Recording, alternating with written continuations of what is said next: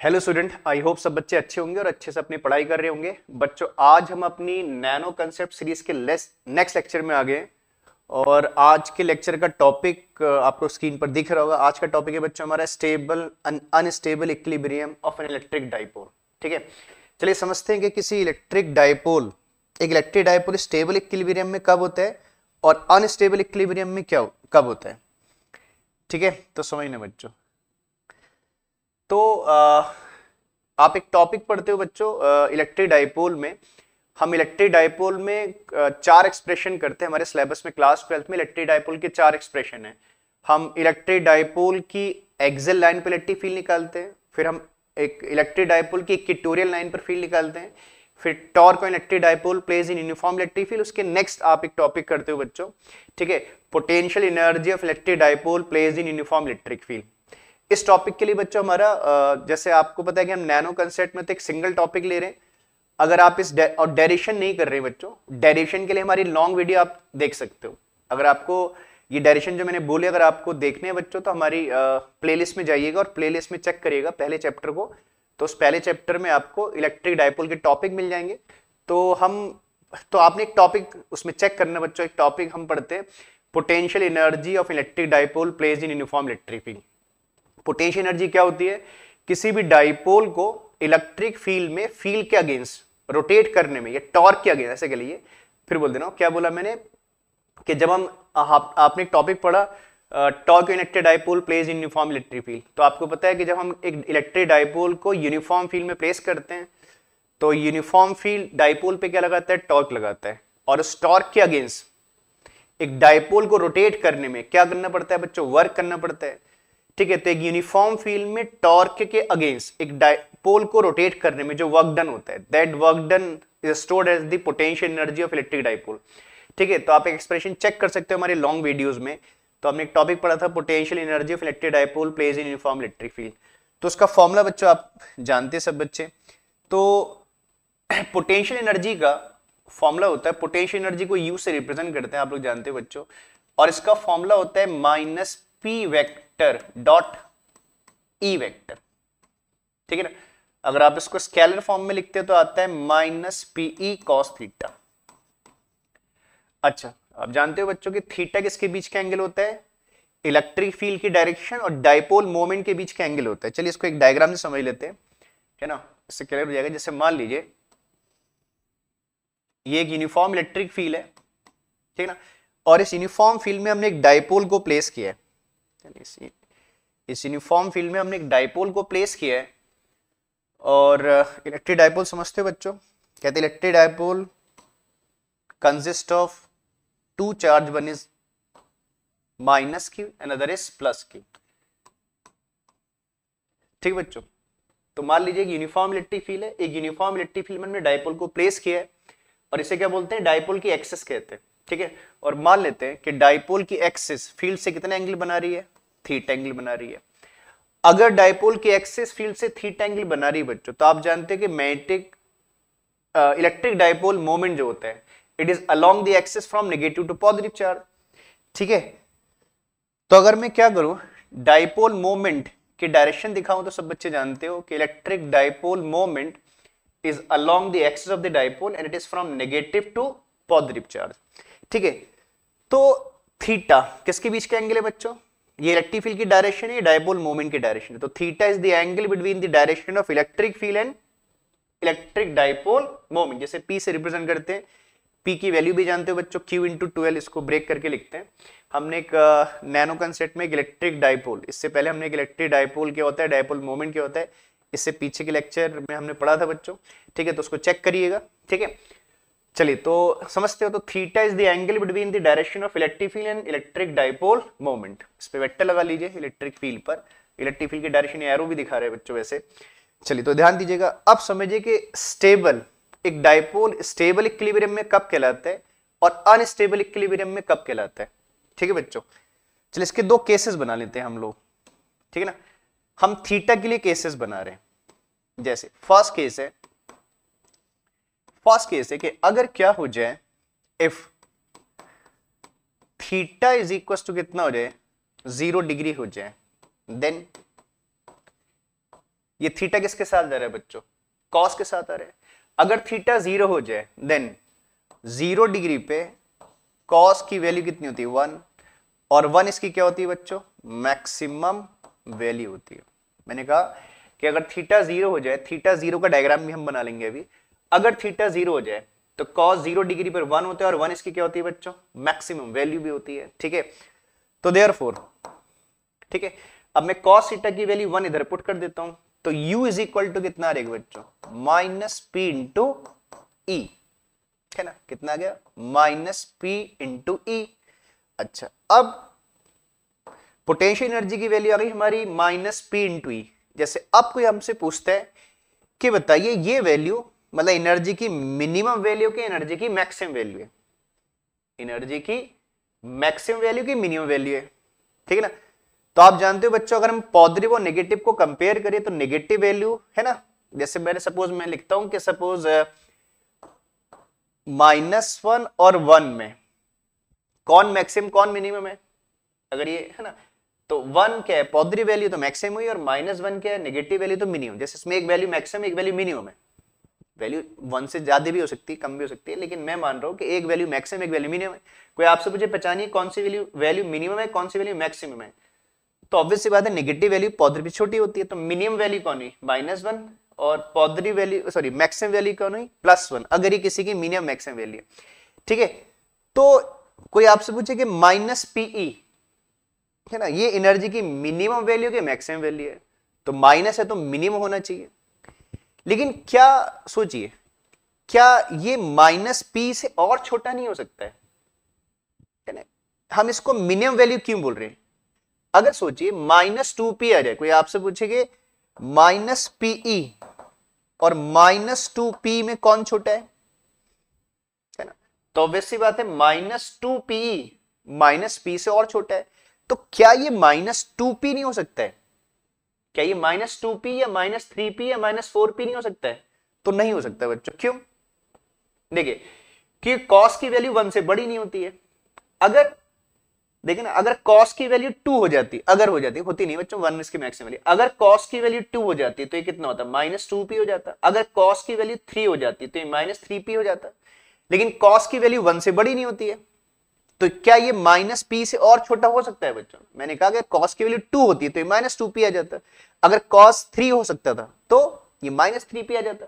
लेकिन कॉस की वैल्यू 1 इसकी मैक्सिमम वैल्यू, कॉस इससे बड़ा नहीं होगा तो ये फिर इससे छोटा और वैल्यू नहीं आएगी। बाकी -P की न्यूमेरिक वैल्यू को उसकी बात नहीं कर रहे। ठीक है, तो ये एनर्जी की क्या है बच्चों? मिनिमम वैल्यू है, इससे और छोटी वैल्यू नहीं हो सकती। ठीक है, तो दिस इज मिनिमम। ठीक है, तो ये एनर्जी कौन सी वैल्यू बच्चों? मिनिमम हो गई, है ना?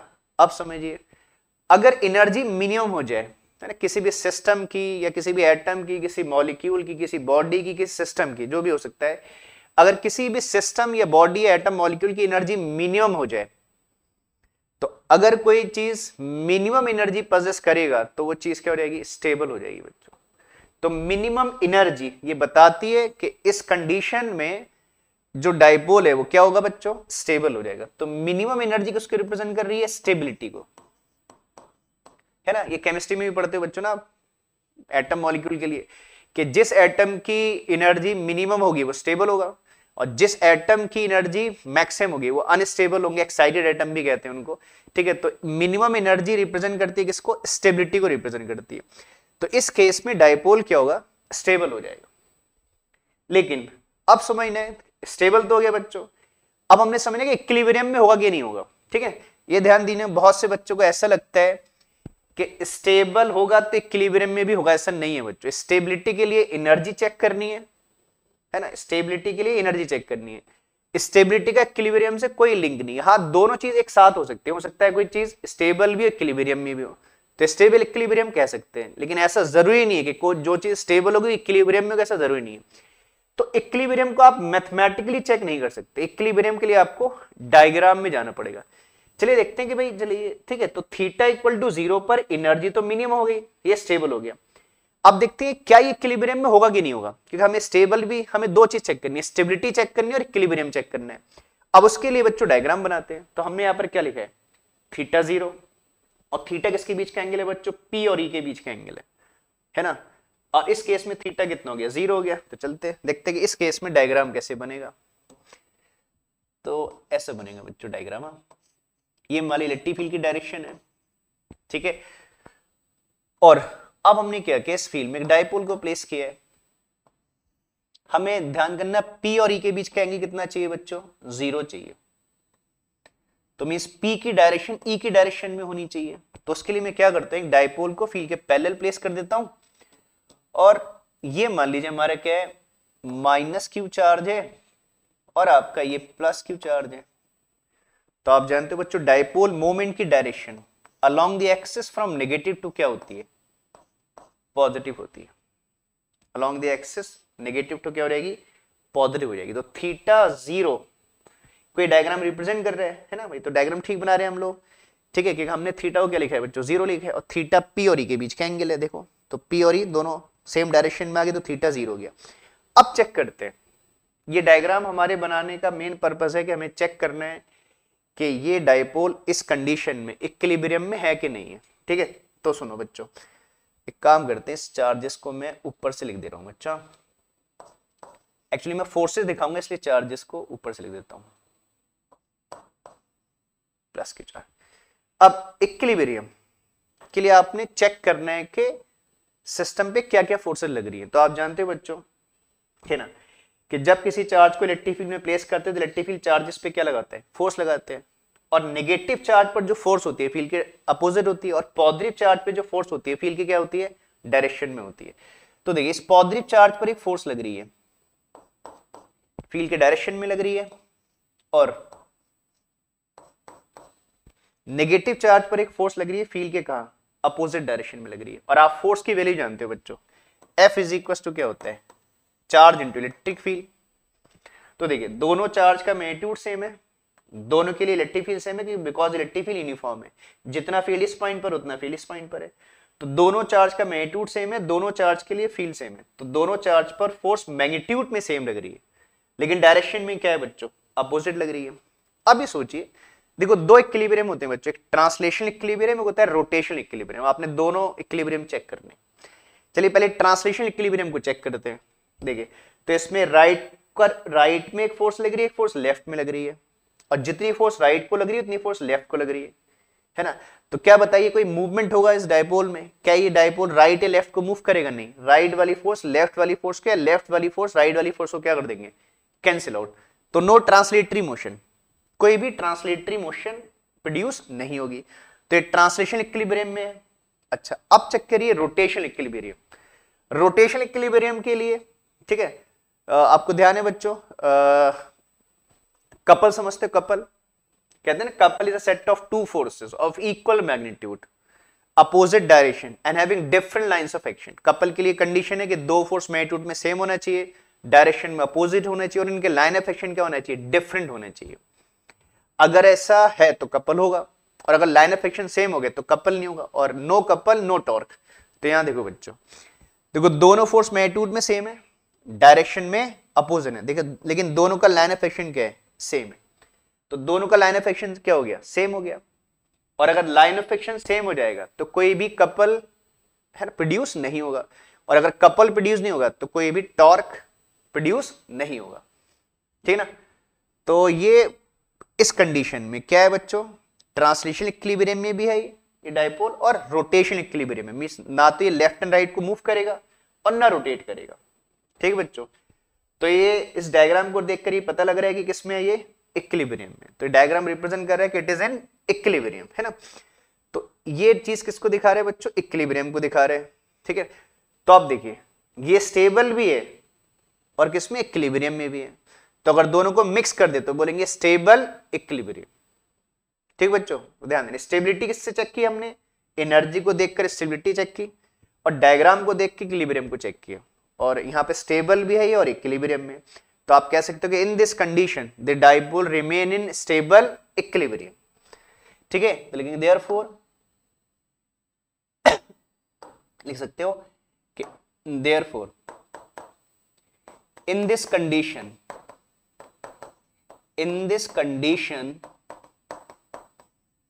the dipole remain in this condition, the dipole remain in stable equilibrium, remain in stable equilibrium। और इक्विलिब्रियम दोनों है बच्चों, ट्रांसलेशन इक्विलिब्रियम में भी है ये डाइपोल और रोटेशनल इक्विलिब्रियम में भी है ना, क्योंकि लेफ्ट वाली फोर्स राइट को कैंसिल आउट कर दे रही है, इसलिए ट्रांसलेशन इक्विलिब्रियम है। और इन दोनों की लाइन ऑफ एक्शन सेम है, तो कपल प्रोड्यूस नहीं हो रहा है, और कपल प्रोड्यूस नहीं हो रहा है तो टॉर्क भी प्रोड्यूस नहीं हो रहा है बच्चों, है ना। ठीक है, समझ रहे हो। तो ये पहला केस है कि इस केस में क्या है, जो डाइपोल है किसमें, स्टेबल इक्विलिब्रियम में। और ये टॉपिक बहुत इंपॉर्टेंट टॉपिक है बच्चों, मतलब डाइपोल में सबसे ज्यादा अगर किसी चीज के क्वेश्चन पूछे जाते हैं तो स्टेबल एंड अनस्टेबल इक्विलिब्रियम के ही पूछे जाते हैं बच्चों, और अलग अलग तरीके से पूछे जाते हैं। कभी कभी तो क्या होता है, ऑब्जेक्टिव में सीधे एंगल पूछ लेते हैं कि स्टेबल इक्विलिब्रियम के लिए थीटा कितना होना चाहिए, तो आप देख रहे हो 0 होना चाहिए, है ना। या कभी होता है कि जैसे सब्जेक्टिव क्वेश्चन आएगा तो स्टेबल इक्विलिब्रियम का डायग्राम बना दीजिए, और पूरा भी आ सकता है कि डायग्राम भी बनाइए, एंगल बताइए। ठीक है, तो किसी भी तरीके से ही पूछा जाता है बच्चों, बहुत इंपॉर्टेंट टॉपिक है, डाइपोल में सबसे इंपॉर्टेंट टॉपिक यही माना जाता है। ठीक है, चलिए बात कर लेते हैं सेकंड केस की, फिर पूरा मैं नोट डाउन करा दूंगा आपको। अब केस सेकंड केस है ना बच्चों, अब सेकंड केस की तरफ चलते हैं। ये तो फर्स्ट केस था कि थीटा अगर 0 हो जाए। अब दूसरा केस है कि अगर क्या हो जाए, if theta is equal to कितना हो जाए, 180 डिग्री हो जाए, देन जानते हो बच्चों कि 180 डिग्री पे कॉस थीटा कितना हो जाता है, -1 हो जाता है।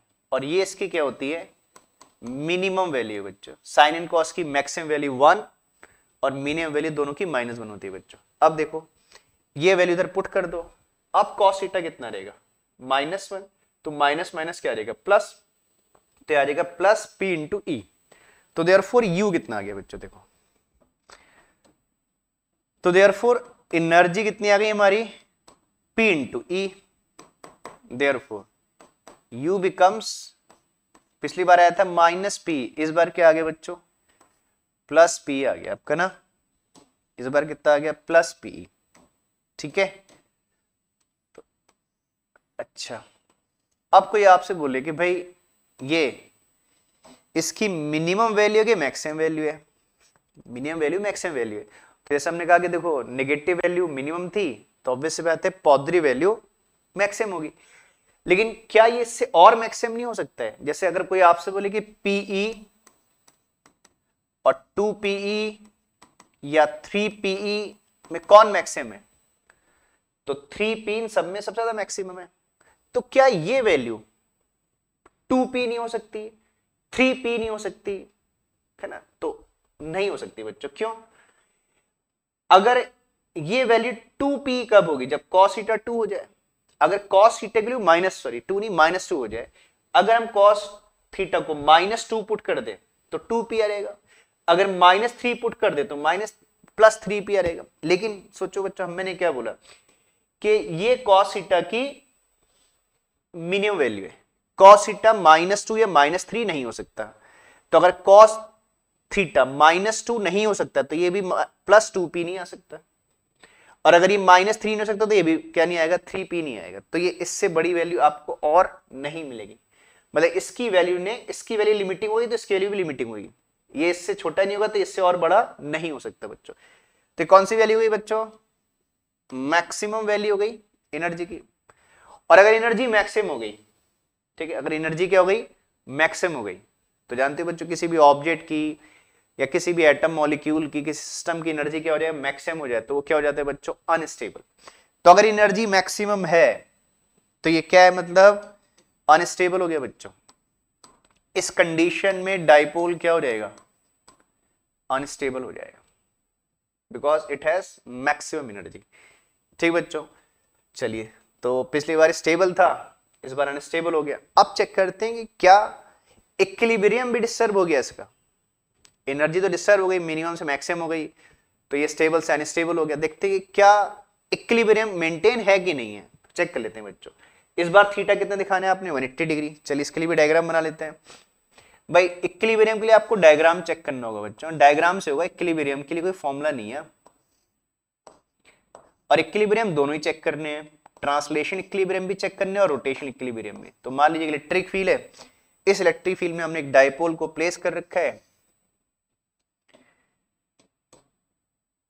which consists of two charge, one is minus q, other is plus q। मान लेते हैं इस बार माइनस क्यू चार्ज इधर है और प्लस क्यू चार्ज इधर है। ऐसा क्यों कर रहा हूं, क्योंकि मुझे इस बार एंगल 180 डिग्री चाहिए बच्चों, किसके बीच का, p और e के बीच का। अब आप जानते हैं कि p कहां होता है, नेगेटिव से पॉजिटिव अलोंग द एक्सिस, तो ये p की डायरेक्शन हो गई। तो अब देख लीजिए बच्चों, है ना, ये p की डायरेक्शन बता रही है, एरो e की डायरेक्शन बता रहे, तो कितना एंगल हो गया, 180 डिग्री। तो डायग्राम हमने 180 डिग्री का सही बना दिया बच्चों ना, देखो P और E में कितना एंगल है, 180 डिग्री। चलिए, तो डायग्राम तो 180 डिग्री का हमारा सही बन गया। पिछली बार क्या था, एंगल देखो 0 था, तो हमने इधर नेगेटिव इधर पॉजिटिव था, तो डायपोल में इधर था। अब मैंने, है ना, चार्ज को रिवर्स करके प्लेस कर दिया, तो एंगल रिवर्स हो गया, 180 डिग्री हो गया। अब चेक करते हैं कि इक्विलिब्रियम है कि नहीं है। तो मैंने कहा इक्विलिब्रियम के लिए क्या करना है, फोर्सेस चेक करनी है कि आपके सिस्टम पे कौन कौन सी फोर्स लग रही है। ये फोर्स कौन लगा रहे हैं बच्चों, इलेक्ट्रिक फील्ड लगा रहे, किन पे लगा रहे, चार्जेस पे लगा रहे। ठीक है, सभी हमने पीछे कहा। और जानते हैं पॉजिटिव चार्ज पर एक फोर्स लग रही है, कहां लग रही है बच्चों, फील्ड के डायरेक्शन में लग रही है। तो इस पॉजिटिव चार्ज पर एक फोर्स लग रही है फील्ड के डायरेक्शन में, और नेगेटिव चार्ज पे जो फोर्स होती है कहां लगती है, फील्ड के अपोजिट डायरेक्शन में। ये आपने डायपोल वगैरह में भी पढ़ा है बच्चों। ठीक है, तो पहले फोर्स ऐसे बाहर को थी, अब फोर्स ऐसे हुई। ठीक है, तो बात वही है बच्चों, देखो अभी भी फोर्स एक दूसरे के अपोजिट डायरेक्शन में। ठीक, तो देखते हैं बच्चों, तो देखो आप देख ही रहो, जितनी फोर्स राइट को है इतनी फोर्स लेफ्ट को है, और दोनों फोर्स का मैग्नीट्यूड सेम है, क्योंकि F equal to Q into E होता है, दोनों चार्ज बराबर है, दोनों पॉइंट पर फील्ड सेम है, because field is uniform in nature. ठीक है, तो दोनों फोर्स का मैग्नीट्यूड सेम है, डायरेक्शन अपोजिट है, तो एक दूसरे को क्या कर देंगे बच्चों, कैंसिल आउट। ठीक है, कि फिर अगर ये फोर्स एक दूसरे को कैंसिल आउट कर देंगे, तो ना तो ये डायपोल लेफ्ट को मूव करेगा ना राइट को मूव करेगा, क्योंकि लेफ्ट वाली फोर्स राइट को, राइट वाली फोर्स लेफ्ट को कैंसिल आउट कर देगी। तो ये कौन से इक्विलिब्रियम में, ट्रांसलेशन इक्विलिब्रियम को रिप्रेजेंट कर रहा है। अब फिर अगेन वही बात है बच्चों, ठीक है, दोनों फोर्स मैग्नीट्यूड में क्या है, सेम है, डायरेक्शन में अपोजिट है, लेकिन इनका लाइन ऑफ एक्शन क्या है, सेम है। तो ये है ना, कपल की कंडीशन को फुलफिल नहीं करेगी। कपल की कंडीशन है कि लाइन ऑफ एक्शन डिफरेंट होनी चाहिए बच्चों। ठीक है, कपल वगैरह मैंने चेक करना है, जब हम लोगों ने क्या पढ़ा था, लॉन्ग लेक्चर में चेक करना बच्चों, हमने एक टॉपिक पढ़ा है, torque electric dipole placed in uniform electric field. तो कपल क्या होता है, वैसे तो कपल आप, कपल मोमेंट ऑफ कपल, ये सब बात मैंने वहां बता रखी है। वैसे तो कपल आपने क्लास 11 में, है ना, रोटेशनल मोशन चैप्टर में पढ़ा है बच्चों। ठीक है, तो जानते हो 11 से। ठीक है, तो इन दोनों की लाइन ऑफ एक्शन क्या है, सेम है, और कपल के लिए लाइन ऑफ एक्शन डिफरेंट होनी चाहिए। तो कपल फॉर्म नहीं हो रहा है, और अगर नो कपल तो नो टॉर्क, कि कपल ही टॉर्क प्रोड्यूस करेगा। ठीक बच्चों, तो ये इस केस में भी क्या है, इक्विलिब्रियम में भी है। ठीक है, ट्रांसलेशन इक्विलिब्रियम भी हो रहा है और रोटेशनल इक्विलिब्रियम, लेकिन क्या है, अनस्टेबल है। तो पिछली बार जो इक्विलिब्रियम था वो स्टेबल था बच्चों, इस बार जो इक्विलिब्रियम है वो क्या है, अनस्टेबल है। ठीक है, तो कह सकते हो कि in this condition the dipole remain in unstable equilibrium. Unstable और इक्विलिब्रियम मैंने आपको फोर्स के थ्रू बता दिया, और इक्विलिब्रियम दोनों ही है बच्चों, ट्रांसलेशन भी और रोटेशन भी है। तो क्या लिखेंगे, in this case, in this case the dipole remain in this case the dipole remain in unstable equilibrium, remain in unstable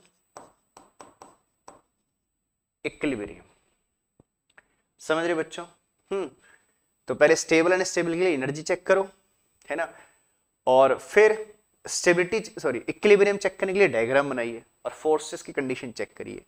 ठीक है, तो आई थिंक समझ गए बच्चों। अच्छा, एक बात और छोटी सी एक बात कर लेते हैं, जैसे हमने कहा देखो दो इक्विलिब्रियम है, ये भी है ना, ये अनस्टेबल इक्विलिब्रियम है, और ये वाला क्या था बच्चों, स्टेबल इक्विलिब्रियम है। तो एक डायपोल किसको ज्यादा प्रेफर करेगा, किस इक्विलिब्रियम में ज्यादा रहना चाहेगा।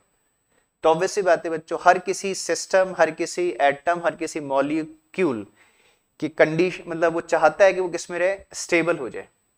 क्या हो जाए, स्टेबल हो जाए। तो ये उसकी ज्यादा फेवरेबल, है ना, पोजीशन है। मतलब हमेशा डायपोल किस में रहना चाहेगा, स्टेबल इक्विलिब्रियम में रहना चाहेगा। मतलब इस इक्विलिब्रियम जैसे अनस्टेबल इक्विलिब्रियम है तो हमेशा इससे स्विच होना चाहेगा बच्चों, वो चाहेगा किस पे चले जाए, 0 डिग्री पे चले जाए। तो ये उसकी ज्यादा फेवरेबल है ना पोजीशन नहीं है। ज्यादा फेवरेबल पोजीशन कौन सी है बच्चों, स्टेबल, क्योंकि हर किसी, मैंने कहा हर किसी सिस्टम, हर किसी एटम मॉलिक्यूल की टेंडेंसी होती है कि वो किस में रहना चाहता है बच्चों, स्टेबल होना चाहता है, और ये ज्यादा आपका स्टेबल कंडीशन है तो इसमें वो ज्यादा रहना चाहेगा। ठीक है, तो एक बहुत अच्छा टॉपिक है बच्चों, जैसे मैंने अभी कहा बीच में भी कि डाइपोल में सबसे फ्रीक्वेंटली अगर आज क्वेश्चन देखे जाएंगे तो स्टेबल अनस्टेबल के पूछे जाते हैं बच्चों। ऑब्जेक्टिव में आ सकते हैं, सब्जेक्टिव में आ सकते हैं। जैसे 5 मार्क्स में ऐसा भी आता है, जैसे मान लीजिए एक डेरिवेशन आ गया 5 मार्क्स में कि क्या करिए, टॉर्क का एक्सप्रेशन बता दीजिए और फिर उसमें अटैचमेंट में क्या कर देंगे, आपका जोड़ देंगे 1-2 मार्क्स के लिए कि स्टेबल अनस्टेबल की कंडीशन बता दीजिए। ठीक बच्चों, तो मोस्ट मतलब पहले चैप्टर में मोस्ट इंपोर्टेंट टॉपिक में ये पूछा जाता है ना, तो इसको नोट कर लो बच्चों। बाकी जो भी डाउट रहेगा, मैं आपसे हर बार कहता हूँ बच्चों कि जो भी डाउट आपको रहेगा वो डाउट बताया करो बच्चों, छोटा मोटा कहीं पर भी डाउट रह जाए तो उन डाउट को हमें शेयर किया करो हमारे साथ। कोई बार बार एक चीज और भी बोलता हूँ कि कोई टॉपिक आपको है ना, जैसे हम तो अपने हिसाब से नहीं कोशिश कर रहे हैं कि हर छोटे टॉपिक को टच करें बच्चों, फिर भी कोई टॉपिक हम हो सकता है कि हम टच ना करें, हमें लगता हो है ना, आपको प्रॉब्लम हो किसी टॉपिक में तो आप भी हमें है ना वो टॉपिक मैसेज करके बता सकते हो बच्चों, तो आपके टॉपिक भी हम ले लेंगे। ठीक है, तो चलो बच्चों पहले इसको नोट डाउन कर लो, फिर आगे की बात करेंगे, इसे नोट करिएगा।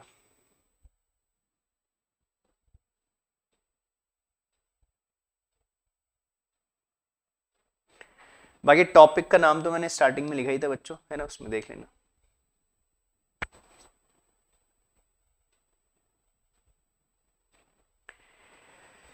ठीक है, तो सबने नोट कर लिया होगा बच्चों, और हम होप करते हैं कि सब बच्चों को समझ में भी आ गया होगा। फिर भी कोई डाउट किसी बच्चों को रहता है तो बताओ बच्चों, हमसे शेयर किया करो, और इन वीडियोस को देखते हो तो बच्चों लाइक भी किया करो, अगर आपको पसंद आते हैं तो लाइक भी किया करो, और इन वीडियो को अपने दोस्तों के साथ शेयर किया करो बच्चों, क्योंकि अब है 2-3-4-5 महीने बाद आपके बोर्ड के एग्जाम है। ठीक है, तो छोटी छोटी चीजें ना, ये छोटे छोटे मार्क्स के लिए अच्छे टॉपिक्स हैं, इन टॉपिक को देखो और अपने दोस्तों के साथ शेयर किया करो। ठीक है ना, उनको भी हेल्प मिलेगी इन टॉपिक से। और जैसे मैंने आपसे पीछे वीडियो में कहा था कि बच्चों अभी हम आगे सोच रहे हैं कि एक सीरीज और बनाएंगे जिसमें ऑब्जेक्टिव क्वेश्चन, असर्शन, रीजनिंग, ऐसे सीरीज भी बनाएंगे। ठीक है, तो जितने बोर्ड के है ना, जितने ऐसे आगे बढ़ते रहेंगे और जितने है ना बोर्ड का एग्जाम करीब आ रहा है तो फिर हम ऑब्जेक्टिव, असर्शन, रीजनिंग ऐसे भी एक सीरीज बनाएंगे, उसको भी टाइम टू टाइम चेक करते रहना बच्चों। ठीक है, अभी थोड़ा सा पहले इसके टॉपिक हो जाए, फिर बीच में अभी कुछ दिन के बाद हम एक ऑब्जेक्टिव की सीरीज भी बच्चों बनाना वाले हैं। ठीक है, तो आप जुड़े रहिएगा हमसे और आगे इन वीडियो को शेयर करिएगा। चलो बच्चों, थैंक यू, आज का टॉपिक यहीं खत्म करते हैं। ऐसे एक छोटा टॉपिक लगे अगले लेक्चर में मिलेंगे। चलिए, thank you, take care, next lecture में मिलते हैं बच्चों।